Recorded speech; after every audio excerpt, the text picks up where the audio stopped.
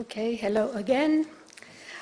I will briefly go through what is the current status of MTEC and how it will be developed in order to become the automated translation platform.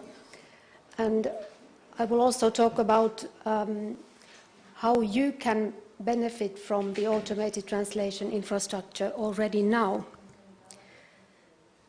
So, machine translation, as we have heard already many times today, has the purpose of enabling multilingualism.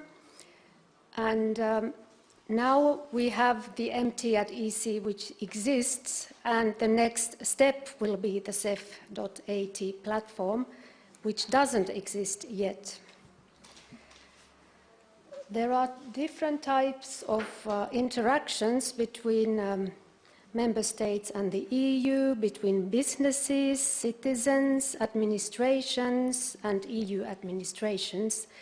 And we try to cover all of these different possibilities. Our vision is to aim at a situation where we could start using a public service in any member state from any place and obtain the information in our own language. So we have already, I think we are now convinced by now that the machine translation is the only viable solution, considering the volumes and the requirements for speed in different languages. So the machine translation can provide quick and cheap access to information in foreign languages. It helps understanding information received in a foreign language that otherwise could not be used. It also helps making multilingual use of websites possible. And overall, it can be said that machine translation is a critically important technology for multilingual Europe. So there are different user scenarios that can be sort of imagined for machine translation. You could have a person who doesn't understand the source language and who would like to quickly have an idea what the text is all about, and accordingly decide on the relevance of the text and on routing it forward to professional translators.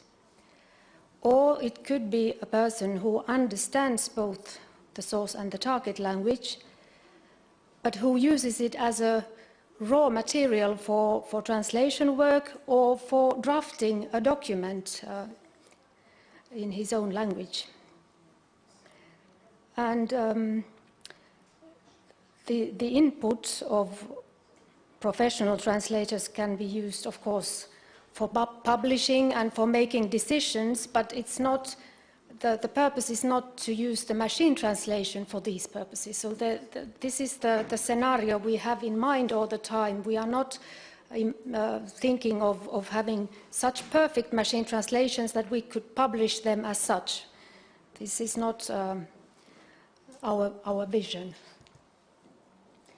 So the MTEC is already there for you. It has been released in June 2013, and it covers all directions between the 24 EU official languages.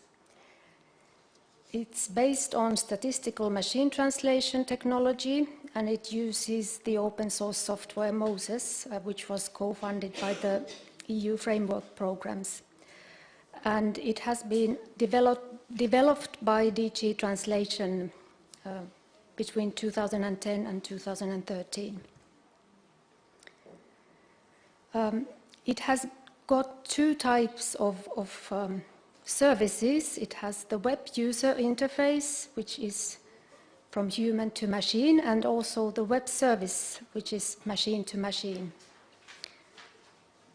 The user interface is available in 24 languages, and it maintains the source document format or formatting, except for PDF.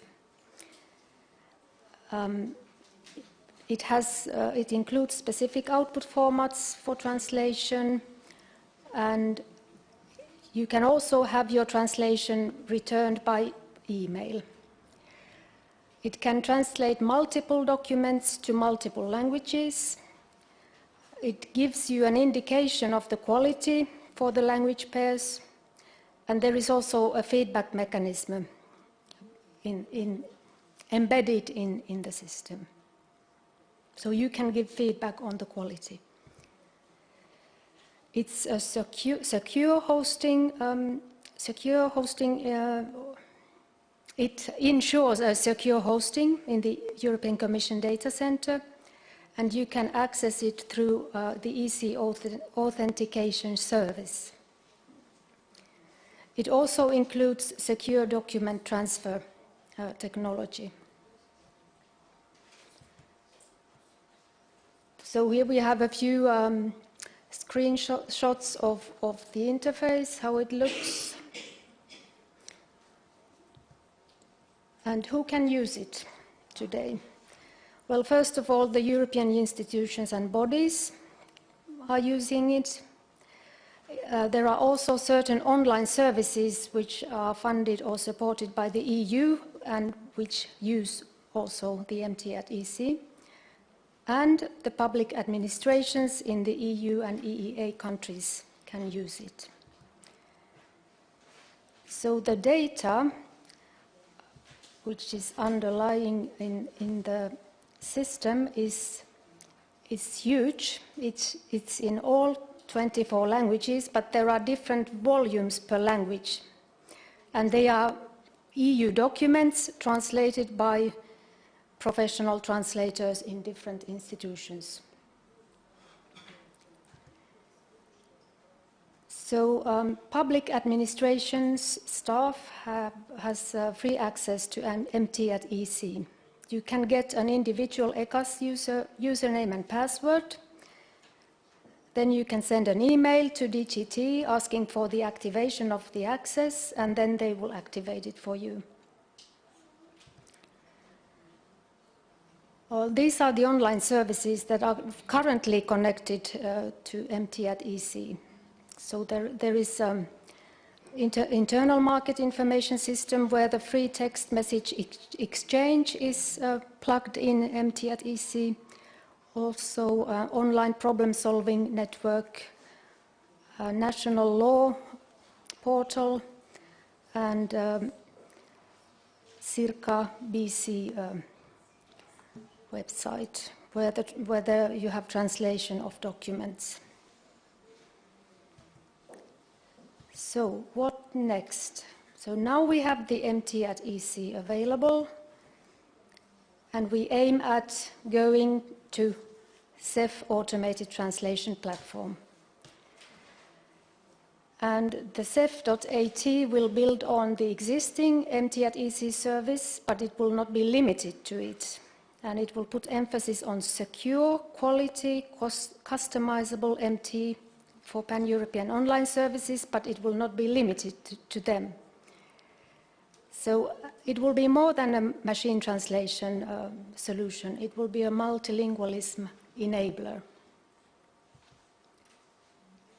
Currently, the following digital service infrastructures are being taken as pilot cases for MTEC. So we are currently doing a requirements study for these services, which are Europeana, Pan-European Open Data Portal, electronic exchange of social security information, online dispute resolution platform, and e-justice, and also safer internet platform. So what would the CEF.AT bring to users?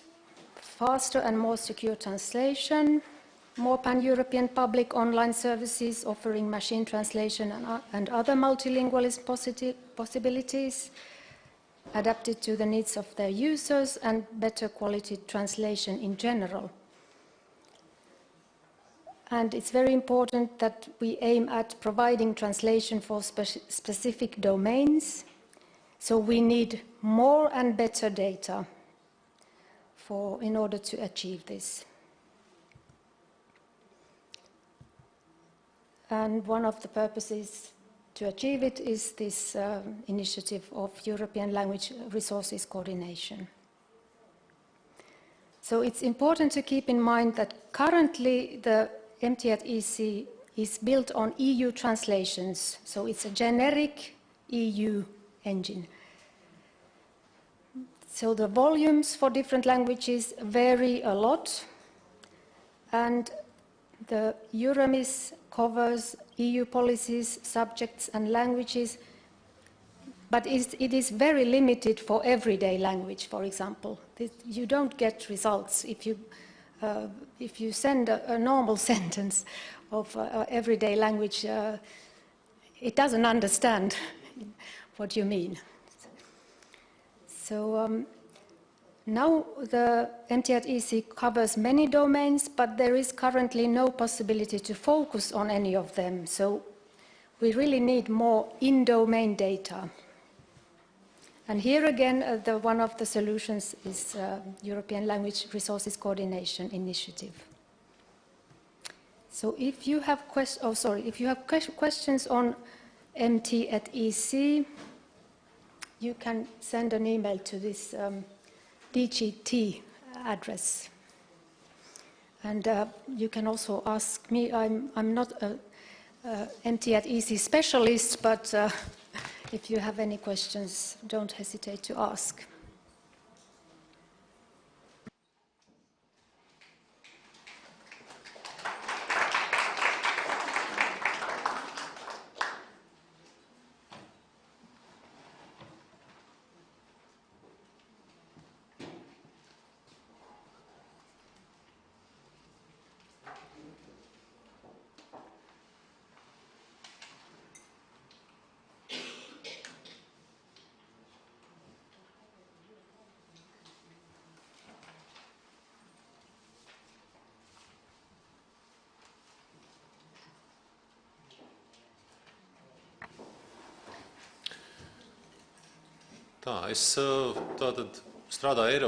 So I come from the DG Translation. I work with the European Commission. I'm a DG Translation representative here in Riga. So let me explain to you what the DG Translation does and how do we use MTEC, the machine translation tool that has been that is based on our texts and that has been created with assistance or with involvement of our people. There are quite many European Union services. There are around 10 services, and each of them have their own translation units. And the biggest of those services are the Commission, the Parliament, and the Council that have the biggest translation units as well. Around 100 Latvian translators are located in Brussels and Luxembourg and are translating the texts or speeches into Latvian or are proofreading, editing, and so on and so forth. Why do the big EU services have to have their own or need their own translation units? Well, it sort of is based on the legislative process. So there's a legislative proposal that is produced and then it has to be discussed, so it has to be before that translated, and then it is handed over for a co-decision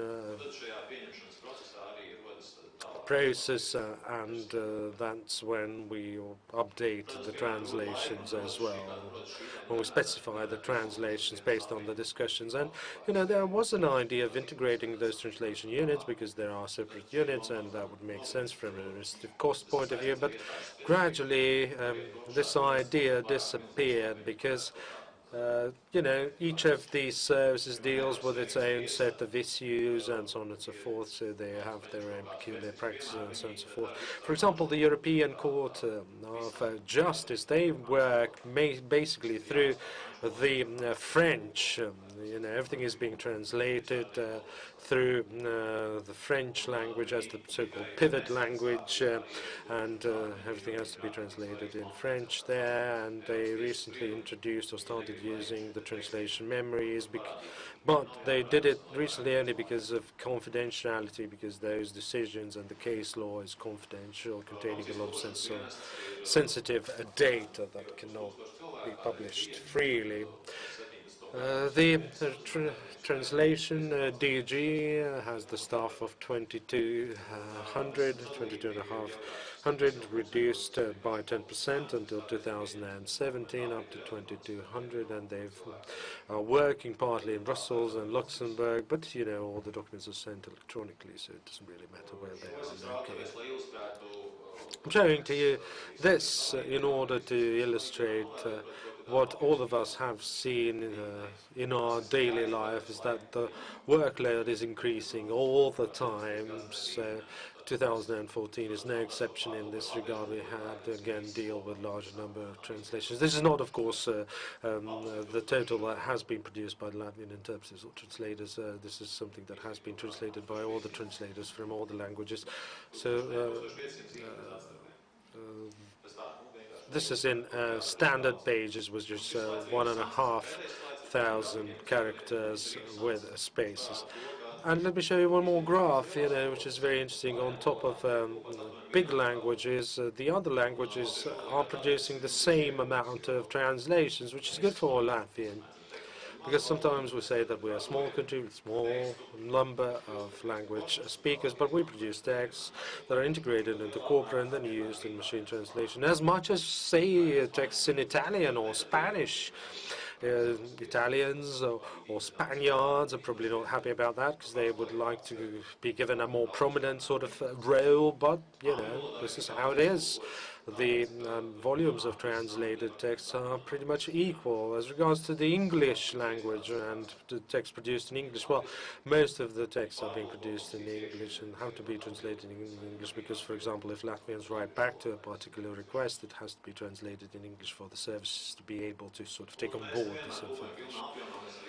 We don't always translate everything. We try to prioritize things smartly. We know that if there are documents that are being produced in every cycle or in every semester, we just basically analyze and try to minimize the translations. We ask our colleagues whether summary is enough, executive summary is enough, and we do translate most of the texts that are available online. We also consult our colleagues in the Commission on how to improve your originals or their source texts, because not always source texts are produced by native speakers for whom English is a native language. So we consult the Commission colleagues on how to produce better source texts or originals.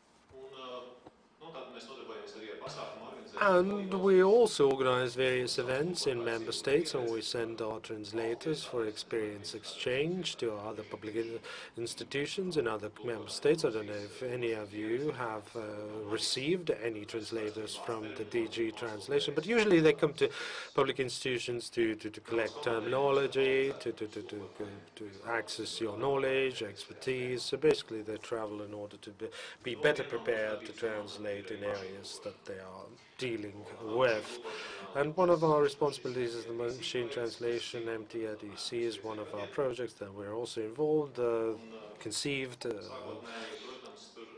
about 5 years ago. Initially, there were a lot of myths that we had to bust, and some perceptions or stereotypes that we have to break. If you're a manager looking forward to streamline, or looking for the ways to streamline your work, you think that the machine translation will help you greatly to streamline the processes and reduce the workload by 20% or cuts the staff by 20% or something like that. But if you're a translator who has used the translation memory for all your professional life, and when you find out that the machine translation is available, it's like a boogeyman, that you're afraid of, that it might take away your job, that substitute you. But those are myths that are quickly busted and stereotypes that are quickly cleared now. Everyone is very pragmatic about the machine translation. Machine translation is now available to the translation units of 3 services: Commission, Council, and Commission. And committees, I'm sorry, the Parliament committees.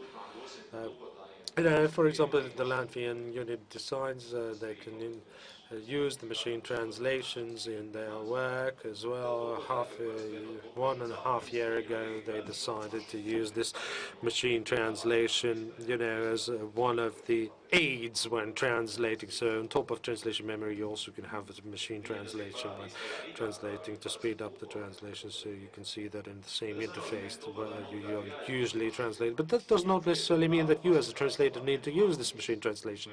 If you think that your translation memory suggestion is better than the machine translation, then you can do so. You can opt for the other options.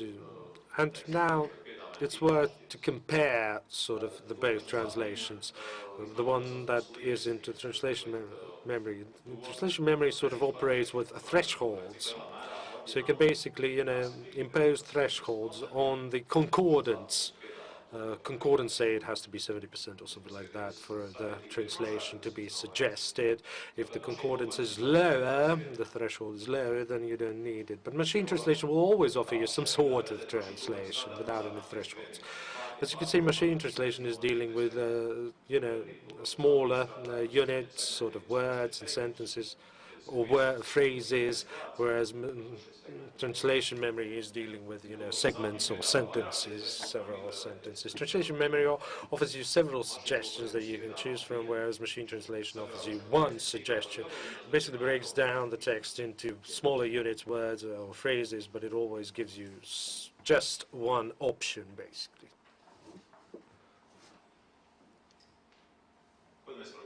So what are the conclusions? Well, this is not a magic wand, this is not a silver bullet, of course, but we never expected it to be. It works better between the same language family, languages for Roman languages, for example, Spanish, Italian, and it's used widely in those language families, and you can make a better use of machine translation if you're an expert in both languages, and you can better sort of correct the errors made by the machine translation tool. You can easily use also the terminology option within the machine translation. The machine translation is only as good as its data. And translator from a writer of the text becomes a sort of an editor of the text. He has something to work with. He doesn't, or she doesn't have to type that much, but they have to be much more creative in terms of editing. And if you're a translator, and if you're on the market, then the machine translation is a tool that you have to master. If you're working in the private sector, if you're working in an institution, your colleagues out there on the market might be sort of much more advanced. They might be able to produce those translations quicker. We are working for the services. I mean, we are in-house translators, so we are interested basically in streamlining the processes. Managers are usually interested in streamlining the process, so we can tell them, that it won't really help you streamline too much, but it's a very useful tool. So that's how it goes, a very practical tool indeed, and a very practical approach to a user perspective from somebody who uses machine translation on a daily basis.